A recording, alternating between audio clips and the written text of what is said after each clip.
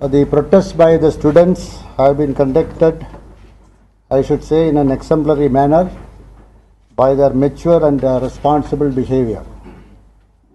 In fact, at every stage, they cooperated with the police, even to the extent of managing traffic along with the policemen in Kamarajar Chalet.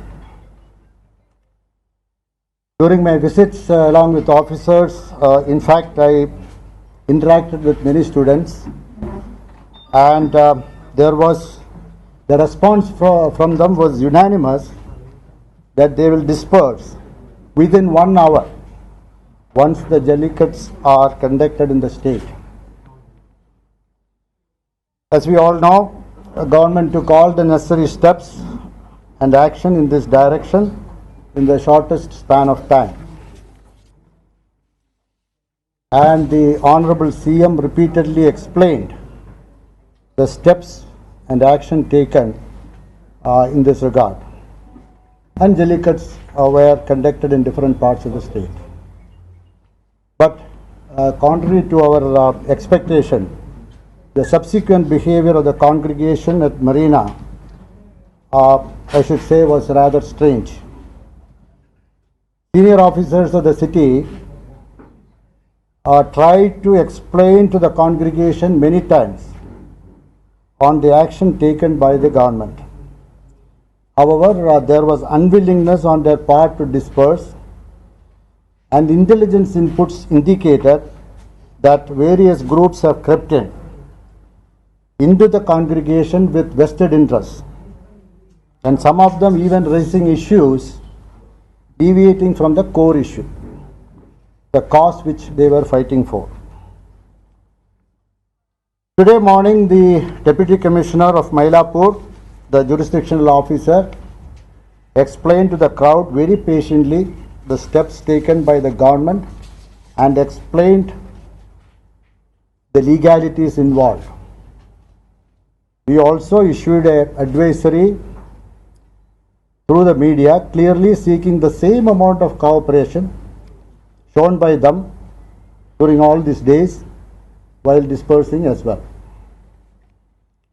After announcement and after intervention by the police in a very peaceful manner, majority of the crowd, around 4,000 to 4,500, dispersed, while one group decided to resist and move towards the beach. We did not use any force in Marina, as you can see from the various video footings shown in different media channels. Our motto was advisory announcements through public address system and intervention for a peaceful dispersal. However, at the time of dispersal, we could see anti-social elements trying to enter the beach along the coastal side. False rumors were created, and intelligence inputs, timely intelligence inputs, we acted upon and prevented the further influx of the anti-social elements in the beach. As we had the clear indication of the entry of miscreants and anti-social elements, anti-nationals, into the crowd of peaceful students sitting there in the congregation, it was essential that the further accumulation in the congregation should not take place, and roadblocks were created in different places so that any further entry is prevented. Large scale police deployment was made at all the roadblocks. In the roadblocks, as we expected, there was resistance, but the resistance was not by the students primarily, but by sudden influx of antisocial elements, unruly characters and miscreants from the neighboring areas. They gathered in large numbers and wanted to proceed to the beach. They were stopped. They argued with the police, tried to push the barricades, started pelting stones. That is the point at which time the police used minimum force and restrained further entry into the beach. Around 8 places, particularly in these roadblocks, we had intense stone pelting instigated by certain hidden forces, and the violent turn took place in certain areas such as Bells Road Junction and Ice House Police Station, where vehicles were burnt and police vehicles were burnt and damaged.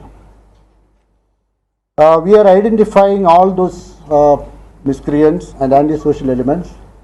The local police stations people are able to identify, and we have already arrested around 40 antisocial elements and miscreants who indulge in violence, not only in Ice House Police Station but different police stations. Most of the attacks on the police and violence, I should repeat, is by antisocial elements instigated by vested interests and not by students. We have around 94 policemen and senior officers seriously, some of them not very serious, injured, and around 51 police vehicles damaged. I should say that despite the gravest provocation, our police officers consistently fought and ensured that the minimum force was used to prevent any more violence and damage, and to ensure the safety and security of the public. I would reiterate here that stringent action will be taken on all these antisocial elements identifying, and any more such violence will be dealt with firmly, and we will be intensifying our night patrolling, and we will be deploying more police forces tomorrow. I would also like to caution the public on false rumors in social media and morphed pictures. I am rather surprised to see, because my intelligence officers informed that there is a picture of a policeman indulging in some kind of violence. It is just ridiculous.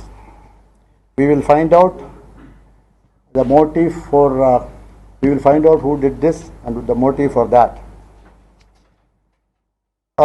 Situation is under control now, and as I said before, more police officers will be deployed tonight and tomorrow, and the safety and security of the public will be ensured. Thank you. So the video you are rejecting to be completely morphed. So there are 3 videos showing one police personnel in uniform torching an auto rickshaw, another attacking a group of residents in a slum area perhaps, and another attacking a row of 2-wheelers. Are all these morphed, you believe? Absolutely. That is a matter of investigation. I have not seen it. I will collect it. We have a cyber cell. We have a forensic science department. We will do that. But sir, these are not